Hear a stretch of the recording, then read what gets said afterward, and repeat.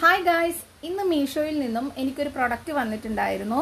അപ്പോൾ ഞാൻ എന്താ പറയുക, ടൂ വീലറിൽ ഇടാൻ വേണ്ടിയിട്ട് ഒരു കീ ചെയിൻ ഓർഡർ ചെയ്തിട്ടുണ്ടായിരുന്നു. ഞാൻ ഭയങ്കര ശിവഭക്തയാണ്, അതുകൊണ്ട് തന്നെ ഞാൻ പ്രൊഡക്റ്റ് പർച്ചേസ് ചെയ്തിരിക്കുന്നത് ഈ ഒരു കീ ചെയിനാണ്.